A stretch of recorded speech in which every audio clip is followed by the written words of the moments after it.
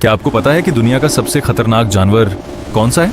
शेर, शार्क या शायद इंसान खुद? जवाब सुनकर आप चौंक जाएंगे, क्योंकि वो शिकारी इतना छोटा है कि आपकी एक उंगली की नोक पर 10 से 20 तो बैठ ही सकते हैं। हम बात कर रहे हैं मच्छर की। देखने में ये बहुत मामूली लगते हैं, लेकिन क्या आप जानते हैं कि हर साल ये छोटे से मच्छर जितने लोगों को मारते हैं उतने तो बड़े बड़े युद्ध और नेचुरल डिजास्टर्स भी नहीं मार पाते। पर सवाल ये नहीं है कि ये खतरनाक है, सवाल ये है कि ये हमें ढूंढते कैसे हैं। इमेजिन कीजिए आप एक अंधेरे कमरे में हैं, रजाई ओढ़ाकर सो रहे हैं। आपके शरीर से निकलने वाली गर्मी और आपकी सांसों के साथ बाहर आने वाली कार्बन डाइऑक्साइड मच्छर के लिए एक जीपीएस सिग्नल की तरह काम करती है। उसे आप दिखाई नहीं दे रहे, उसे आपकी खुशबू सुनाई दे रही है। लेकिन क्या कभी सोचा है कि जब मच्छर काटता है तो हमें तुरंत पता क्यों नहीं चलता?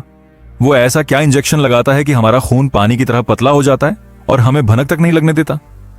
आज की इस वीडियो में हम मच्छरों की उस माइक्रो दुनिया में घुसेंगे जिसे आपने पहले कभी नहीं देखा होगा। हम जानेंगे उनकी वो सीक्रेट इंजीनियरिंग जो उन्हें एक परफेक्ट किलर बनाती है। मच्छर सिर्फ खून नहीं पीते, वो असल में एक बहुत ही कॉम्प्लिकेटेड ऑपरेशन करते हैं। जिसे हम एक सुई समझते हैं, वो असल में 6 अलग अलग औजारों का एक सेट है। जी हां, 6 सुइयां। इनमें से 2 सुइयां आपकी खाल को आरी की तरह काटती हैं, 2 उसे पकड़कर रखती हैं और बाकी 2 आपका खून ढूंढती हैं। लेकिन यहां एक बड़ा ट्विस्ट है, आपको काटने वाला हर मच्छर विलेन नहीं होता। क्या आपको पता है कि नर मच्छर यानी मेल मॉस्किटोज तो कभी इंसान का खून पीते ही नहीं? वो तो बेचारे फूलों का रस पीकर अपनी जिंदगी गुजार देते हैं। तो फिर ये सारा खून खराबा कौन कर रहा है? जवाब है फीमेल मॉस्किटो, और वो ऐसा अपनी मर्जी से नहीं बल्कि अपनी मजबूरी में करती है। अब जरा सोचिए, जब एक मच्छर आपकी खाल पर बैठता है तो उसे आपकी नस कैसे मिल जाती है? क्या उसके पास कोई एक्सरे विजन है? नहीं, उसके चेहरे पर लगे 2 छोटे एंटीना असल में हाईटेक सेंसर्स हैं। ये सेंसर्स आपके पसीने की गंध और आपके शरीर से निकलने वाली गर्मी को सूंघ लेते हैं। जैसे ही वो लैंड करता है, उसका असली काम शुरू हो जाता है, जिसे हम एक पतली सी सुई समझते हैं। साइंटिस्ट उसे लेब्रम कहते हैं। और जैसा मैंने पहले कहा, इसमें 6 अलग अलग पार्ट्स होते हैं। जब वो अपनी सुई आपकी खाल में चुभौता है तो वो उसे इधर उधर घुमाता है, जैसे कोई डॉक्टर नस ढूंढने के लिए सिरिंज हिलाता है। लेकिन यहां एक बहुत बड़ा सीक्रेट छिपा है। मच्छर जानते हैं कि जैसे ही हमारी खाल कटेगी, हमारा खून जमना शुरू हो जाएगा ताकि घाव भर सके। अगर खून जम गया तो मच्छर उसे पी नहीं पाएगा। तब वो क्या करता है? वो अपना थूक यानी सालिवा आपकी नसों में इंजेक्ट कर देता है। इस थूक में एक खास तरह का केमिकल होता है जिसे एंटीकोआगुलेंट कहते हैं। ये केमिकल आपके खून को पानी जैसा पतला बना देता है ताकि वो आराम से फ्रूटी की तरह उसे खींच सके। यही वो समय है जब असली खतरा शुरू होता है। जब आपको खुजली होती है या जो लाल दाना उभरता है, वो मच्छर के काटने से नहीं बल्कि उसके उसी थूक की वजह से होता है जिससे हमारा शरीर लड़ने की कोशिश करता है। और सबसे डरावनी बात यह है कि इसी थूक के जरिए वो मलेरिया, डेंगू और जीका जैसे वायरस आपके खून में छोड़ खींच देता है। अब आपके मन में एक सवाल आ रहा होगा, क्या मच्छर को पता होता है कि वो हमें बीमार कर रहा है? जवाब है बिल्कुल नहीं। उसे तो बस प्रोटीन चाहिए। मादा मच्छर को अपने अंडे बनाने के लिए खास तरह के प्रोटीन और आयरन की जरूरत होती है जो सिर्फ इंसानी या जानवरों के खून में मिलता है। इसका मतलब यह हुआ कि हर वो मच्छर जो आपको काट रहा है वो असल में एक मां बनने की तैयारी कर रहा है। लेकिन एक बार पेट भरने के बाद वो शांत नहीं बैठती। एक सिंगल फीमेल मॉस्किटो अपनी लाइफ में करीब 500 से 1000 अंडे दे सकती है। पर सवाल यह है कि ये अंडे कहां दिए जाते हैं? हमने तो आज तक नहीं देखा। और हम अक्सर सोचते हैं कि मच्छर सिर्फ गंदे नालों या बड़े तालाबों में ही पैदा होते हैं, लेकिन यहीं हम धोखा खा जाते हैं। मच्छर को अपनी फौज खदड़ही करने के लिए किसी समंदर की जरूरत नहीं है। उसे तो बस 1 चम्मच जितना पानी चाहिए। जी हाँ, एक ढक्कन में जमा बारिश का पानी या आपके कूलर के कोने में बचा हुआ थोड़ा सा मॉइस्चर उसके लिए एक आलीशान नर्सरी के जैसा होता है। मादा मच्छर पानी की सतह पर अपने अंडे देती है। ये अंडे दिखने में इतने छोटे होते हैं कि शायद आप उन्हें देख भी ना पाएं। लेकिन असली जादू शुरू होता है 48 घंटों के अंदर।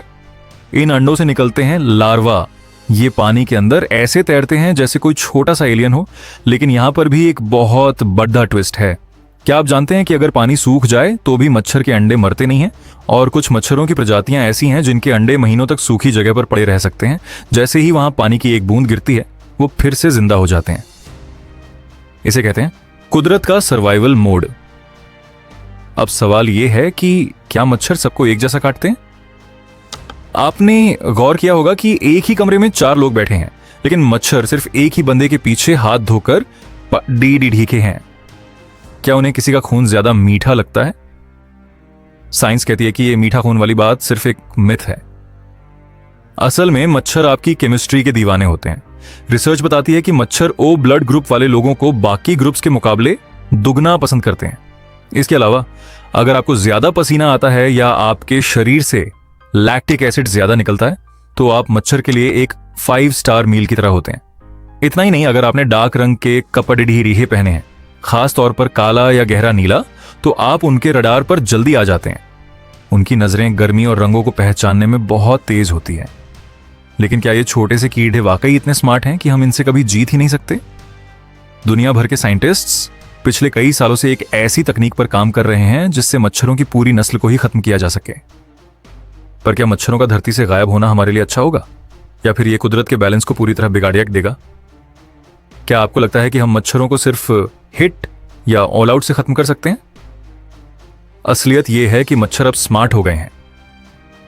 पिछले कुछ दशकों में मच्छरों ने इन जहरीले केमिकल्स के खिलाफ अपनी एक ढाल तैयार कर ली है जिसे हम रेसिस्टेंस कहते हैं।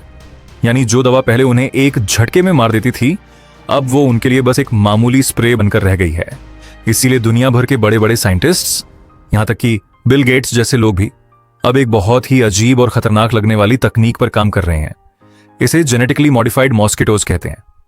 एक बार सोचकर देखिए, लैब में ऐसे सुपर मच्छर तैयार किए जा रहे हैं जो दिखने में तो आम मच्छरों जैसे हैं, लेकिन उनके डीएनए के साथ छेड़छाड़ की गई है। जब ये लैब वाले नर मच्छर बाहर जाकर मादा मच्छरों के साथ संबंध बनाते हैं तो उनसे पैदा होने वाले बच्चे या तो पैदा ही नहीं होते या फिर वो जवान होने से पहले ही मर जाते हैं। अब यहां एक बहुत ही दिलचस्प और डरावना सवाल खड़ा होता है। अगर हम वाकई दुनिया के सारे मच्छरों को खत्म करने में कामयाब हो गए तो क्या होगा? शायद आप सोच रहे होंगे कि यार ये तो बहुत अच्छी बात है, न बीमारियां ही होंगी न खुजली। लेकिन रुको, कुदरत का बैलेंस इतना सीधा नहीं है। मच्छर भले ही हमारे लिए विलेन हो, लेकिन वो इकोसिस्टम का एक बहुत बड़ा हिस्सा है। हजारों किस्म की मछलियां, मेंढक, चमगादड़ और पक्षी सिर्फ मच्छरों और उनके लार्वा को खाकर जिंदा रहते हैं।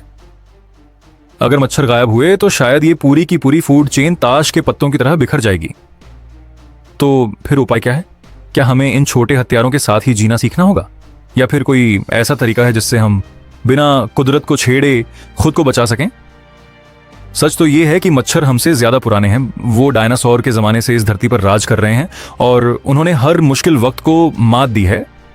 शायद वो हमें ये याद दिलाते हैं कि दुनिया का सबसे बड़ा शिकारी ताकत से नहीं बल्कि सर्वाइवल की काबिलियत से जिंदा रहता है। हमने इनकी सुइयों की बात की, इनकी फौज की बात की और यहाँ तक कि इनके खात्मे की भी बात कर ली। लेकिन एक सवाल जो हमें सोने नहीं देता, क्या मच्छर वाकई इवोल्यूशन यानी विकास की रेस में हमसे आगे निकल चुके हैं? इंसानों ने बड़े बड़े हथियार बनाए, अंतरिक्ष तक पहुंच गए, लेकिन एक छोटे से मच्छर ने हमें अपने घरों में जाली लगाने और रात भर मच्छरदानी में कैद होने पर मजबूर कर दिया।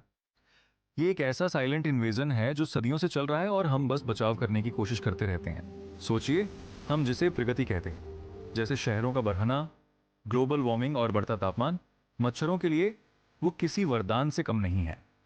जैसे जैसे धरती गर्म हो रही है, मच्छर उन इलाकों में भी पहुंच रहे हैं जहां पहले कभी ठंड की वजह से वो नहीं जा पाते थे।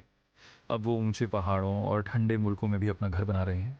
यानी हम अनजाने में उनके लिए एक परफेक्ट दुनिया तैयार कर रहे हैं। मच्छर सिर्फ खून के प्यासे नहीं हैं, वो मास्टर एडेप्टर्स हैं। वो बदलती परिस्थितियों के हिसाब से खुद को ढाल लेते हैं। जब हमने दिन में छिड़काव शुरू किया तो उन्होंने रात में निकलना शुरू कर दिया। जब हमने रात की दवा बनाई तो उन्होंने शाम के वक्त हमला करना सीख लिया। ये जंग सिर्फ ताकत की नहीं बल्कि टाइमिंग की भी है। अंत में सवाल ये नहीं है कि मच्छर कब खत्म होंगे, सवाल ये है कि क्या हम उनके साथ एक ऐसी दुनिया में रह सकते हैं जहां मौत का खतरा ना हो।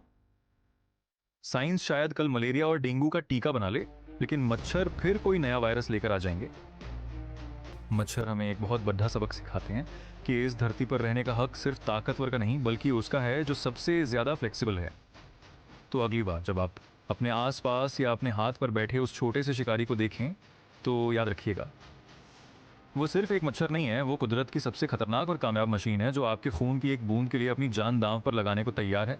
सावधान रहिए और अपने आसपास पानी जमा ना होने दें, क्योंकि अगली जंग शायद आपके ही आंगन से शुरू हो रही हो।